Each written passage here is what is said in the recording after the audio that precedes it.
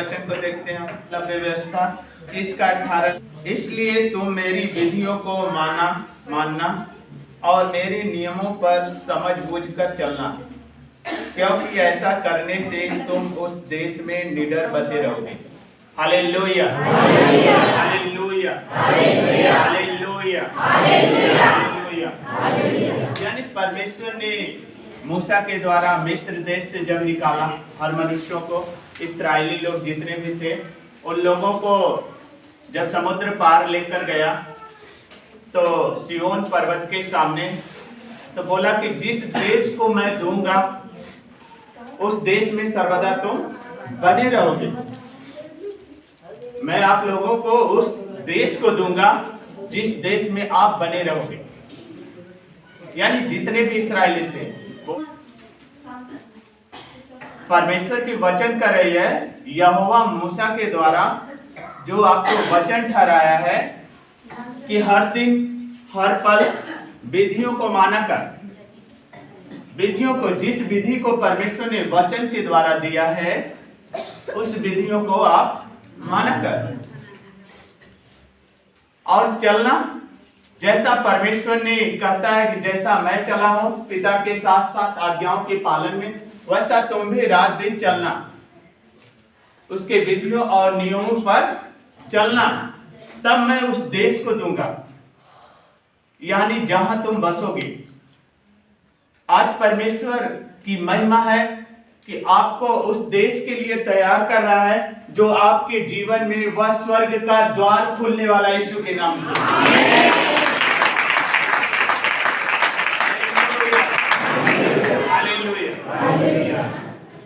जब परमेश्वर की मार्ग पे आप चलेंगे और परमेश्वर की विधि और नियम के द्वारा चलेंगे तो परमेश्वर कहता है जब तुम धर्मी ठहरा जाओगे उस राज्य के योग में चलना और उठना बैठना सब कुछ परमेश्वर को भाएगा। तो परमेश्वर कहा उस राज्य को मैं दूंगा जहां तुम्हें कराहट नहीं होगी, जहां तुम्हें दुख तकलीफ समस्या नहीं होगी। उस देश में जाओगे जहां तुम्हें आनंद और शांति मिलेगी। आमीन, आमीन।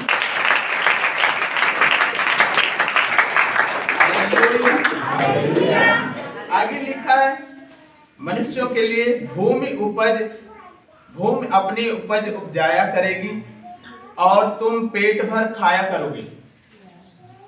यानी परमेश्वर ने कहा तुम गुलामी से आजाद हो गए हो, हर दुख तकलीफ समस्या से आजाद हो गए हो और तुम्हें उस देश में मैं ले जाऊंगा। जब भूमि अपनी उपज करेगी तो उसमें से तुम पेट भर खाया करोगे। यानी जो मन्ना परमेश्वर ने बरसाया मनुष्यों के लिए, इस्राएलियों के लिए, वह मन्ना स्वर्ग से आती थी। जिस भूमि पर पैर रखोगे वह भूमि पवित्र बन जाएगी, यानी वहां परमेश्वर के वचन ठहरेंगे और उस भूमि की उपज ढेर सारी उपज लाएगी जब बहुतेरे लोग आपके पास आएंगे।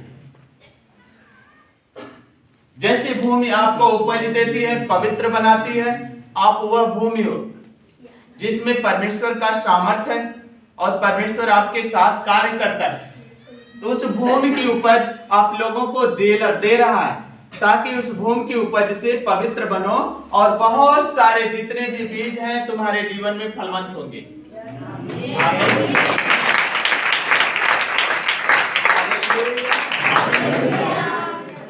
परमेश्वर ने लिखा है पेट भर खाया करोगे और उस देश में निडर बसे रहोगे। यानी जहां कहीं भी आप जाएंगे, जिस देश पर पैर रखेंगे, जिस गांव नगर पे पैर रखेंगे, वह गांव नगर आपका हो जाएगा।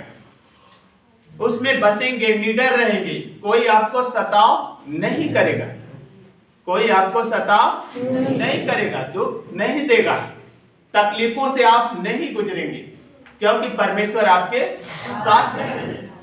उसने कहा जैसे मैंने मूसा के संग संग चला वैसे यहोशू के संग संग सर्वदा चलता रहूंगा। जैसे मैंने मूसा के संग संग चला वैसे यहोशू के साथ संग संग चला रहूंगा। उसके आप वंशज हैं, वैसे परमेश्वर आपके संग संग सर्वदा चलता रहेगा कि ताकि आप जहां भी खड़े होंगे वहां निडर रहेंगे, आपको डर नहीं रहेगा, वहां स्वयं परमेश्वर आपके जीवन में कार्य करेगा। आमीन।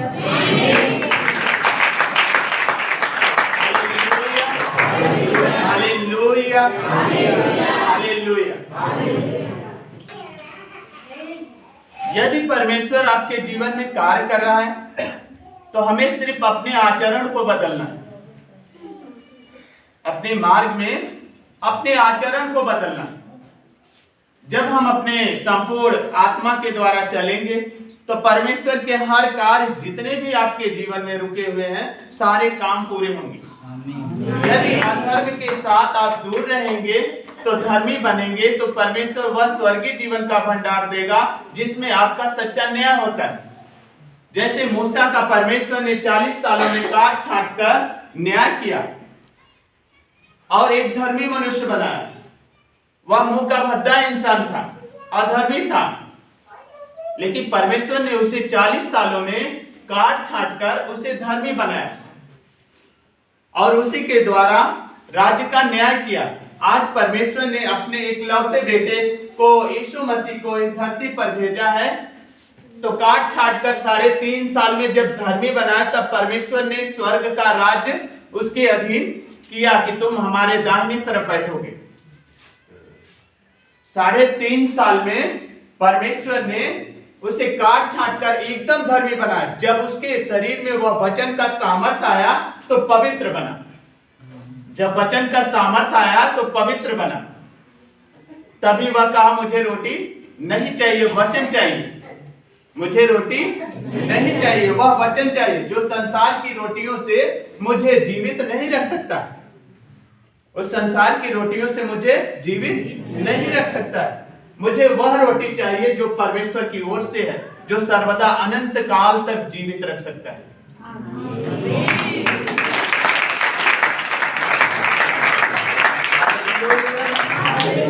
हालेलुया। आगे लिखा है परमेश्वर 20वें पद में, और यदि तुम कहो कि 7वें वर्ष में हम क्या खाएंगे। मूसा के द्वारा परमेश्वर ने 6 वर्ष की वाचा बांधी कि 6 वर्ष तक तुम खेत में खलिहानों में सारे जगह काम करोगे और जब 7वां वर्ष रहेगा आएगा तब तुम कामकाज नहीं करोगे। जो 6 साल की उपज है तुम 8वें वर्ष तक 9वें वर्ष तक खाते रहोगे जब तक तुम्हारी धरती उपज न करेगी। जब परमेश्वर में आप बनेंगे, परमेश्वर आपके जीवन में जब कार्य करेंगे तो आप उपज होते जाएंगे। आपको पुराने से नए तक जितने भी आपके साथ आएंगे लोग, आप में जुड़ेंगे, सब लोग उसके साथ आपको देखभाल करेंगे। आपके घर में घंटी नहीं रहेगी। जितने भी पुराने बर्तन हैं वो भी आपके पास आएंगे जब उनको जरूरत पड़ेगी, तो आपके खतों के भंडार भरते जाएंगे। Hallelujah, hallelujah, hallelujah. परमेश्वर ने आपको 6 वर्ष तक दिया। 6 वर्ष तक पूरा काम करने के लिए, चलने फिरने के लिए, सब कुछ उपज जितनी भी भूमि की थी सब कुछ परमेश्वर आपको दे रहा है।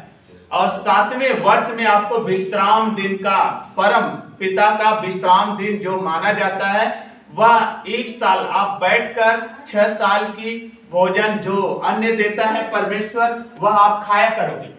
Hallelujah, hallelujah, hallelujah. परमेश्वर ने यहाँ लिखा है क्या खाएंगे। जब इंसानों को परमेश्वर के मार्ग पे नहीं चलते हैं तुम्हें उन्हें हमेशा चिंता रहती है, उन्हें हमेशा चिंता रहती है कि हम नहीं करेंगे तो क्या खाएंगे, हम नहीं करेंगे तो क्या खाएंगे। यदि परमेश्वर ने इस्राएलियों को आजाद किया तो उन्हें मन्ना नहीं दिया, उन्हें वचन के द्वारा नहीं खिलाया।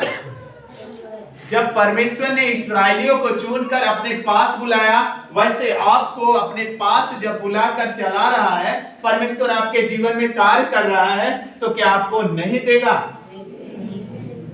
यदि बाप दादाओं पूर्वजों में विधि और नियम के द्वारा परमेश्वर आपके जीवन में कार्य कर रहा है, आपके जीवन में कार्य कर रहा है, तो क्या आपको परमेश्वर नहीं देगा? हम चिंता क्यों करें? ये हमारा रुका है, ये हमारा कार्य नहीं हो रहा है, हम अपने अगर दुकान डलियों पे नहीं जाएंगे, अपने कार्यों को नहीं करेंगे, खेती समय से नहीं करेंगे, तो हमारी उपज नहीं होगी, हम नहीं बढ़ेंगे। अपने जीवन में करेंगे, याद करेंगे कि हम नहीं बोएंगे तो क्या खाएंगे। लेकिन जो परमेश्वर में चलता है, सर्वस्त्र नित्य दिन चलता रहता है, उसे परमेश्वर हजारों गुना बढ़ोतरी करके देता है। आमीन।